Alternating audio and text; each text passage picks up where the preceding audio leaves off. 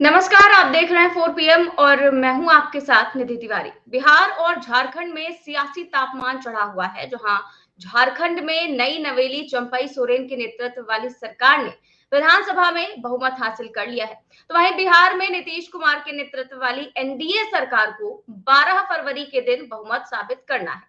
बिहार में सरकार बदल गई, नीतीश कुमार ने पाला बदल लिया, लेकिन उसके बाद से ही जो संकेत सामने आए हैं, उसने एक बार फिर से सोचने को मजबूर कर दिया है कि क्या 12 फरवरी को फिर से बिहार में बाजी पलटेगी।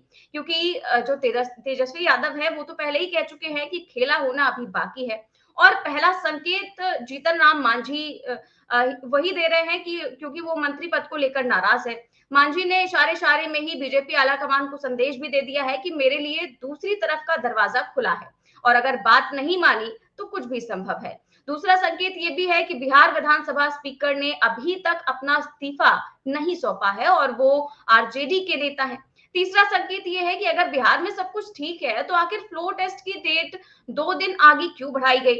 तो बिहार से जो तमाम तरह के संकेत आ रहे हैं वो कह रहे हैं कि बिहार में सब कुछ ठीक नहीं है और इसी को लेकर जो है एबीपी की तरफ से एक सर्वे भी किया गया है। तो तमाम चीजें हैं, तमाम मुद्दे हैं, इन्हीं सब चीजों पर हम चर्चा करेंगे और इस चर्चा में हमारे साथ अभय दुबे सर जुड़े हुए हैं। सर बहुत बहुत स्वागत है आपका।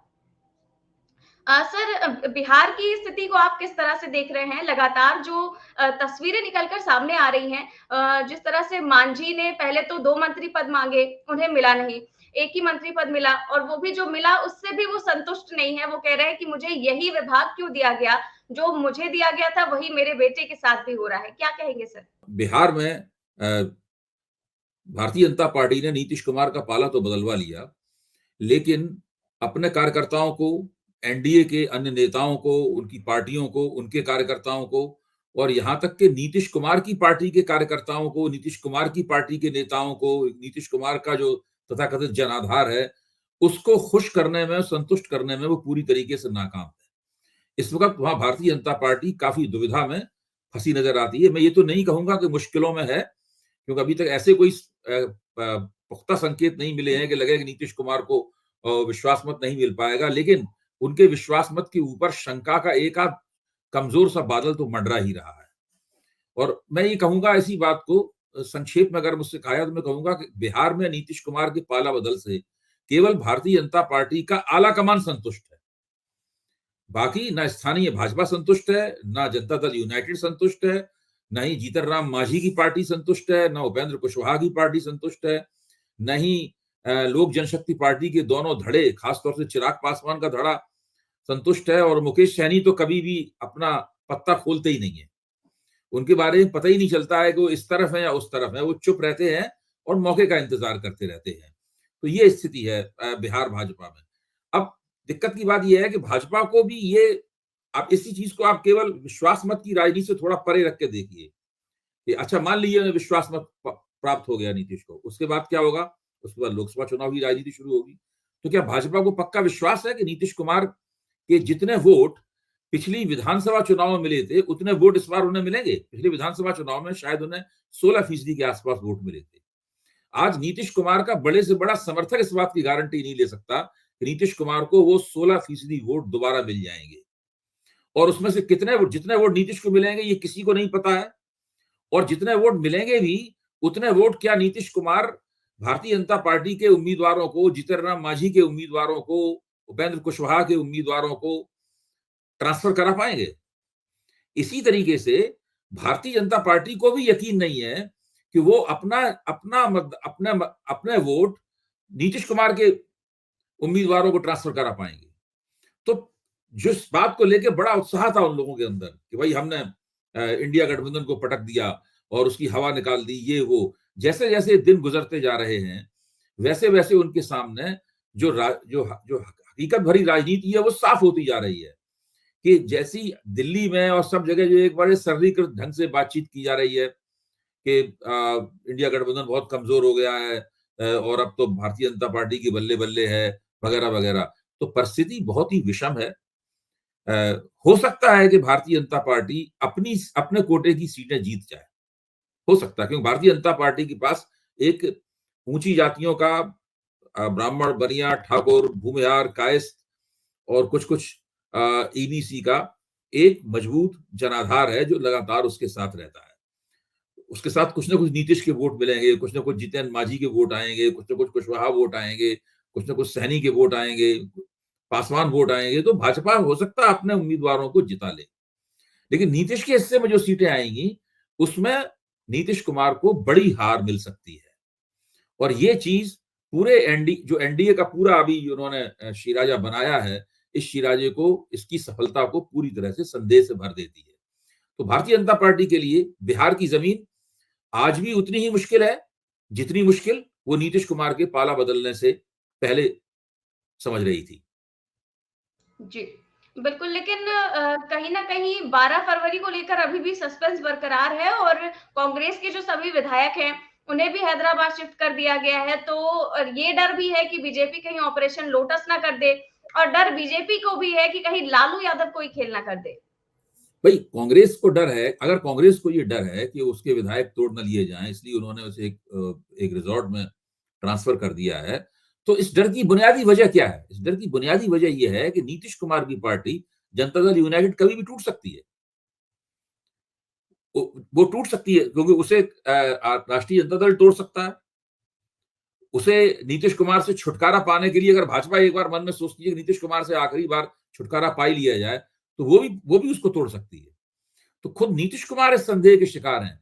और भारतीय जनता पार्टी अगर 12 तारीख को अपनी इस नई सरकार को विश्वास मत दिलाना चाहती है, शायद इसके लिए भी वो एक पेशबंदी करने के लिए वो चाहती है कि अगर जनता दल यूनाइटेड की पार्टी को आरजेडी की तरफ से तोड़ा जाए, तो वो कांग्रेस के कुछ विधायकों के समर्थन उसे मिल जाए।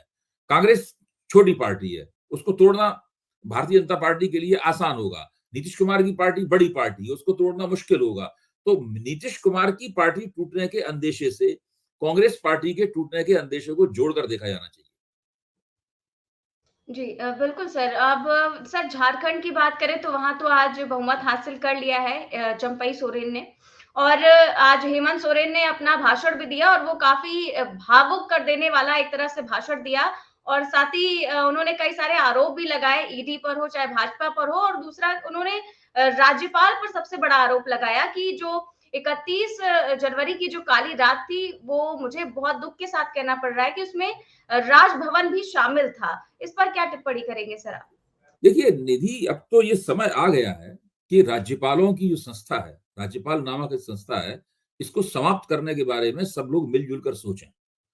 न केवल ये हमारी और आपकी बात है, बल्कि राजनीतिक दलों को भी मिलजुल कर सोचना चाहिए। आज भारतीय जनता पार्टी सत्ता में है, उसने राज्यपाल नियुक्त किए हैं और राज्यपाल उसके प्यादे बने हुए हैं। लेकिन जिस जिस समय भारतीय जनता पार्टी विपक्ष में होती थी, उस समय राज्यपालों के खिलाफ उसे संघर्ष करना पड़ता था। भारत में जो पॉलिटिकल डेमोक्रेसी का जो भी ढांचा बना हुआ है, राजनीतिक लोकतंत्र का जो ढांचा बना हुआ है, उसको लगातार अपने आप को टिकाए रखने के लिए राज्यपालों के साथ संघर्ष करना पड़ता है। और ये संघर्ष होते होते मैं समझता हूं 55 साल हो चुके हैं। और ऐसा कोई वर्ष नहीं आता जिसमें राज्यपाल केंद्र के प्यादे के तौर पर विपक्ष की सरकारों को अपदस्थ करते हुए, अस्थिर करते हुए दिखते हैं। वो जो मुख्यमंत्री के जो कार्यकारी आधार हैं, उन कार्यकारी आधारों को बिना घोषणा किए ग्रहण करते हुए दिखते हैं। अब इन्हीं राज्यपाल को देखिए, झारखंड के राज्यपाल को देखिए, जिस समय भाजपा की तरफ से ये नैरेटिव चलाया जा रहा था, अफवाह उड़ाई जा रही थी कि वो फरार हैं, मैं 30 जनवरी की बात कर रहा हूं, उस वक्त अचानक राज्यपाल ने राज्य के पुलिस निदेशक और राज्य के मुख्य सचिव को राजभवन में तलब कर लिया। क्यों तलब किया? किस आधार पर तलब किया? क्या गृह मंत्रालय ने उनसे कोई राज्य की कानून व्यवस्था संबंधित कोई रपट मांगी थी? अगर रपट मांगी थी, तो वो तो बाकायदा एक आधिकारिक पत्र लिख के उनके पास गया होगा, जिस पत्र के आधार पर वो जो पुलिस चीफ है और राज्य के जो प्रशासनिक चीफ हैं, उनसे बातचीत कर सकते थे। तो भाई राज्य की स्थिति क्या है? लेकिन ऐसा कुछ भी नहीं था। गृह मंत्रालय ने राज्यपाल से आज तक इस तरह का कोई पत्र नहीं लिखा है और ना ही कोई रपट मांगी है। ऐसे में उन्होंने किस और फिर वो मीडिया के सामने ये वक्तव्य दे रहे हैं कि nobody is above the law. भाई कानून से ऊपर तो राज्यपाल भी नहीं है। राज्यपाल दूसरों के लिए कह रहे हैं कि आप कानून से ऊपर नहीं है, और खुद वो कानून से ऊपर है क्या? तो झारखंड के राज्यपाल का आचरण हो, चाहे दिल्ली के उपराज्यपाल का आचरण हो, चाहे पंजाब के राज्यपाल का आचरण हो, चाहे तमिलनाडु के राज्यपाल का आचरण हो, केरल के राज्यपाल का आचरण हो, इन सभी के आचरणों में एक ही बात है कि ये लोग विपक्ष की सरकारों के खिलाफ एक समांतर सरकार चला रहे हैं। जो हेमंत सोरेन ने झारखंड के राज्यपाल के बारे में कहा है, वो तो भारतीय जनता पार्टी के जो समर्थक पत्रकार और समीक्षक हैं वो भी कह रहे हैं कि राज्यपाल ने ठीक नहीं किया। जब उनके सामने 43 विधायकों की परेड करा दी गई थी, उनकी सूची और दस्तखत वाली दे दी गई थी और बहुमत में किसी किस्म का संदेह नहीं था, उस वक्त राज्यपाल को तुरंत ही चंपई सोरेन को शपथ लेने के लिए निमंत्रित करना चाहिए था।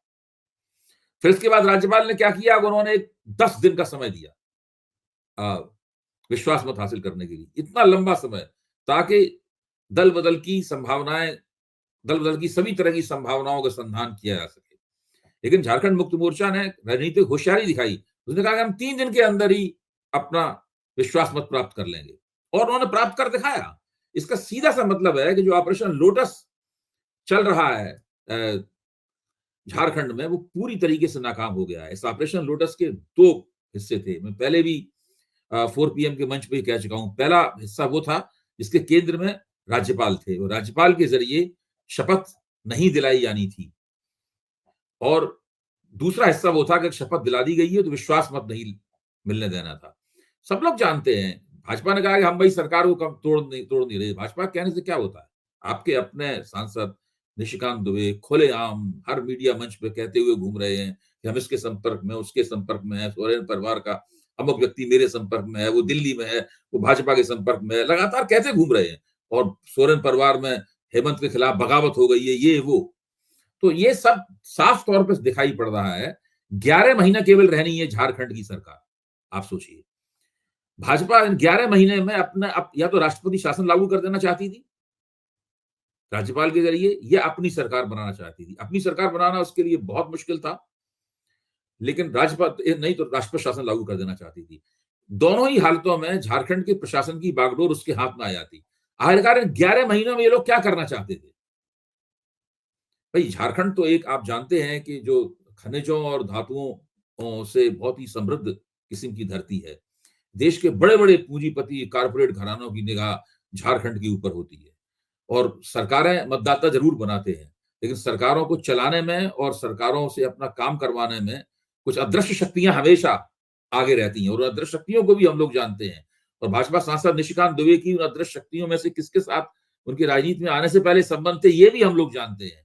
तो ऐसी स्थिति थी। इन 11 महीने में भाजपा झारखंड के प्रशासन पर कब्जा करके क्या करना चाहती थी, इसका अंदाजा लगाना बहुत मुश्किल है। इन 11 महीनों में पता नहीं किन किन के वारे न्यारे हो जाते अगर झारखंड मुक्ति मोर्चा सरकार गिर जाती और भारतीय जनता पार्टी की या तो सरकार बन जाती या वहां पर राष्ट्रपति शासन लग जाता।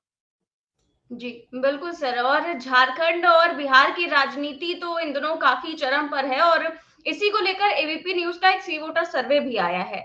और ये सर्वे आपको क्या लगता है कि एक तरह से इंडिया गठबंधन के लिए, विपक्ष के लिए एक अच्छा संकेत लेकर आया है?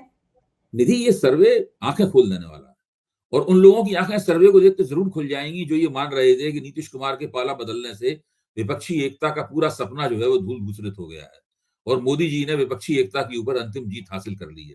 ये सर्वे बताता है कि बिहार के 52% से ज्यादा लोग ये मानते हैं कि तेजस्वी यादव भारतीय जनता पार्टी को नीतीश कुमार के पाला बदलने के बावजूद बहुत करारी टक्कर दे सकते हैं। बहुत ज्यादा लोग ये मानते हैं कि नीतीश कुमार ने अपनी कुर्सी बचाने के लिए ये पाला बदला। फिर जब समीक्षकों से पूछा जाता है कुर्सी में खतरा क्या था, तो कोई नहीं बता पाता कि उनकी कुर्सी में खतरा क्या था, क्योंकि आरजेडी के साथ तो उनकी कोई खटपट चल नहीं रही थी। तो इस पूरे मसले में सबसे ज्यादा अगर किसी व्यक्ति की छवि खराब हुई है तो वो नीतीश कुमार हैं, और सबसे ज्यादा अगर किसी की रणनीति पर सवालिया निशान लगा है तो वो भारतीय जनता पार्टी का आला कमान है। भारतीय जनता पार्टी का मैं मानता हूं जो स्थानीय नेतृत्व है वो भी नहीं चाहता था कि इस प्रकार की राजनीति खेली जाए। बिल्कुल सर, बिल्कुल ठीक कह रहे हैं आप। और अभी सर, जो पीएम मोदी हैं वो भाषण दे रहे थे लोकसभा में, और क्योंकि वो राष्ट्रपति के अभिभाषण पर धन्यवाद प्रस्ताव का वो जवाब दे रहे थे। लेकिन यहाँ पर भी उन्होंने जवाब देने की बजाय, अपनी योजनाओं का बखान करने की बजाय विपक्ष को कोसना ही सही समझा। और यहाँ पर भी वो कह रहे हैं कि नेता तो बदल गए, लेकिन टेप रिकॉर्डर वही बज रहा है, पुरानी ढपली, पुराना राग, इस तरह की बात उन्होंने कही। साथ ही वो ये भी कह रहे हैं कि कांग्रेस को एक अच्छा विपक्ष बनने का अवसर मिला था, लेकिन उसने खो दिया और अब ये नौबत आ गई है कि कांग्रेस की दुकान पर ताला लग जाएगा। इस पर क्या कहेंगे सर? भाई ये तो उनका लक्ष्य है ही। जब वो कहते थे कांग्रेस मुक्त भारत बनाया जाए, तो मतलब तो यही है उसका, क्योंकि कांग्रेस की दुकान पे ताला लग जाए, यानी पार्टी के पास सांसद न रह जाए। अब इस बार कहा, भाजपा वाले कह रहे हैं कि भाई पिछली बार 52 सीटें आई थी, इस बार कांग्रेस की 25 से कम सीटें कर देनी है, ऐसा वो कह रहे हैं। खैर, ये तो चुनाव नतीजे बताएंगे कि कांग्रेस की दुकान पे ताला लगेगा या क्या होगा। लेकिन अभी ये दिखाई पड़ रहा है कि मैं कांग्रेस को केवल अकेले नहीं देख रहा हूं, मैं देख रहा हूं कि जितना भी गैर भाजपा विपक्ष है, उसमें कुछ एक क्षेत्रीय शक्तियों को छोड़कर, जो कि भारतीय जनता पार्टी के साथ में पीठ पीछे या खुला समझौता किए हुए हैं, जिसमें एक बीजू जनता दल है, जिसके अंदर एक जगन मोहन रेड्डी की वाईएसआर कांग्रेस है, और जिसके अंदर चंद्रशेखर राव की तेलंगाना राष्ट्र समिति है, भारत राष्ट्र समिति है। ये 3 क्षेत्रीय शक्तियां जो हैं वो एनडीए में आधिकारिक रूप से नहीं है, लेकिन उसके साथ में समझौता किए हुए हैं। इसके अलावा देश में जितनी भी गैर भाजपा राजनीतिक शक्तियां हैं, वो सब भारतीय जनता पार्टी को किसी न किसी रूप में हराने के लिए काम कर रही हैं। हो सकता है कि ऊपर से देख, जिस प्रकार का आदर्श गठजोड़ हम लोग देखना चाहते थे, जिस प्रकार की आदर्श विपक्षी एकता हम लोग देखना चाहते थे, वो विपक्षी एकता न बन पाई हो। लेकिन राज्यों के स्तर पर भारतीय जनता पार्टी को हराने के लिए ये सब लोग लगे हुए हैं, और इस पहली बार न 2014 में था, न 2019 में था। मुझे लगता है कि 2024 में विपक्षी एकता का सूचकांक होगा, वो 2019 से निश्चित रूप से बेहतर होगा। हर राज्य में वो सूचकांक अलग अलग होगा। मैं ये नहीं कह रहा हूं उसका कोई एक नेशनल इंडेक्स हम बना सकते हैं विपक्षी एकता की, लेकिन हर राज्य में जो इंडेक्स होगी, वो इंडेक्स अलग अलग तरह की होगी, और उसी प्रकार से भारतीय जनता पार्टी को नुकसान होगा। अब आप झारखंड को देख लीजिए। झारखंड में जो इस्तीफा देने के बाद में, और अपने भाषण में, इसको जो आपने इस भाषण का भी आपने जिक्र किया, और चंपई सोरेन के भाषण में लगातार इस बात पर जोर दिया जा रहा है कि आदिवासियों के साथ ठीक नहीं किया जा रहा है। आदिवासी भोले भाले और मासूम होती है, उनके साथ ठीक नहीं किया जा रहा है, उनके नेतृत्व को परेशान किया जा रहा है। उनकी जो नुमाइंदगी करने वाली सरकार है, उसको अस्थिर करने की कोशिश की जा रही है। तो झारखंड में कम से कम 5 या 6 ऐसी सीटें हैं, 14 सीटें कुल मिलाकर झारखंड में लोकसभा की आती हैं, इसमें शायद पिछली बार 11 भारतीय जनता पार्टी ने जीती थी। मुझे नहीं लगता इस बार भारतीय जनता पार्टी 11 का आंकड़ा दोहरा पाएगी, क्योंकि आदिवासी सीटों में झारखंड मुक्ति मोर्चा बहुत ही जबरदस्त टक्कर देने वाला है। इस वक्त आदिवासियों के बीच में ये संदेश बहुत जबरदस्त तरीके से गया है, और न केवल जो हेमंत सोरेन के साथ इन लोगों ने जो सुलूक किया है, वो उड़ीसा की आदिवासी बेल्ट में भी जाएगा। उसका संदेश छत्तीसगढ़ की आदिवासी पट्टी में भी जाएगा, राजस्थान और मध्य प्रदेश की आदिवासी पट्टी में भी वो संदेश जाएगा, आंध्र प्रदेश के आदिवासियों में भी वो संदेश जाएगा कि आखिरकार भारतीय जनता पार्टी कर क्या रही है। इसलिए ये मान लेना कि केवल आपने स्थानीय स्तर पर कुछ नेताओं को प्रबंधित कर लिया, कुछ से पाला बदलवा लिया, कुछ को इंडिया गठबंधन में जाने से रोक लिया, ऐसे मायावती को नहीं जाने दिया इंडिया गठबंधन में भारतीय जनता पार्टी ने, तो ऐसा करने से इनका जो माइक्रो मैनेजमेंट है 2024 के चुनाव का, वो कंप्लीट हो गया है। मैं ऐसा नहीं मानता हूं। मैं मानता हूं इस तरह के माइक्रो मैनेजमेंट जब यथार्थ की कसौटी पर कसे जाते हैं तो अक्सर कमजोर साबित होते हैं। जी, बिल्कुल। और सर, जो चंडीगढ़ मेयर इलेक्शन हुआ था, उस पर अभी सुप्रीम कोर्ट की कड़ी प्रतिक्रिया सामने आई है। जो सीजेआई चंद्रचूड़ है, वो कह रहे हैं कि ये तो लोकतंत्र का साफ तौर पर मजाक है, क्योंकि इलेक्टोरल प्रोसेस के साथ मजाक हुआ है। वीडियो में साफ तौर पर देखा जा रहा है कि जो रिटर्निंग ऑफिसर है, वो कैमरे की तरफ देख रहा है, और वो संदिग्ध व्यवहार उसका है। इसीलिए अगर जरूरत पड़ी तो हम दोबारा जो है वो चुनाव करवाएंगे। इस पर क्या कहेंगे सर? देखिए, ये तो होना ही था, क्योंकि जिस तरीके से बहुत ज्यादा बहुमत था गैर भाजपा विपक्ष का, आम आदमी पार्टी का, कांग्रेस का मिलाकर, उसको जिस तरीके से 8 मतों को अवैध घोषित किया गया, बिल्कुल गलत तरीके से, गैर कानूनी तरीके से, जिसको कैसे कैसे कहते हैं आपकी एक तरह की दाब धौंस के जरिए उस चुनाव को जीतने की कोशिश की गई, तो उसमें ये तो होना ही था। और वो कानूनी लड़ाई में भारतीय जनता पार्टी इन बातों का जवाब क्यों नहीं दे रही है? भाई, जो लोग उस वक्त ये हाथों से ऐसे वी बनाए हुए वहां जोर जोर से उछल कूद मचा रहे थे, हैं, उन्हें सब सुप्रीम कोर्ट की इन टिप्पणियों का जवाब देना चाहिए। और कहना चाहिए कि वो क्यों गलत थे या सही थे, या सुप्रीम कोर्ट गलत या सही है, कुछ तो उन्हें बोलना चाहिए। अब तो गेंद उनके पाले में है। तो क्या सर होंगे, दोबारा चुनाव होंगे, ऐसे संकेत मिल रहे हैं? भाई चुनाव तो दोबारा होना ही चाहिए, उस चुनाव को निरस्त होना चाहिए। अगर ये नहीं होगा तो फिर लोकतंत्र कैसे बचेगा? जब मेयर जैसा पद, जिससे जो बहुत बड़ा सत्ता का केंद्र नहीं होता है, भारत में अभी भी मेयर का पद मोटे तौर पर उसमें काफी औपचारिकता ही होती है, एक सांकेतिक किस्म का पद है, ऐसा मुख्यमंत्री ऐसा पद वो नहीं है। तो वो नगरपालिका के अध्यक्ष, पुरानी नगरपालिका के अध्यक्ष जैसा पद भी नहीं है। मेयर का पद थोड़ा सांकेतिक किस्म का पद, जब वो पद भी आप विपक्ष को नहीं जीतने दे रहे, वो भी बेईमानी करके आप जीत रहे हैं, तो फिर अगर इसमें भी अगर दोबारा चुनाव नहीं हुए तो लोकतंत्र कैसे बचेगा? बिल्कुल सर। बहुत-बहुत शुक्रिया सर ये सारी जानकारियाँ साझा करने के लिए और अपना कीमती समय देने के लिए। तो आप देख रहे हैं कि कैसे बिहार की राजनीति लगातार बदल रही है, झारखंड में आज बदल चुकी है और जो चंपई सोरेन हैं, वो बहुमत साबित कर चुके हैं। लेकिन बिहार को लेकर अभी भी संशय बरकरार है। तो वहीं जो तमाम जो चुनाव हुए हैं, अभी मेयर पद का चुनाव हुआ है, उस पर भी हमने चर्चा की, एबीपी के सर्वे पर भी चर्चा की। कैसी लगी आपको ये चर्चा? हमें कमेंट बॉक्स में ज़रूर बताएँ। चैनल को सब्सक्राइब करें और ज्वाइन भी करें। नमस्कार।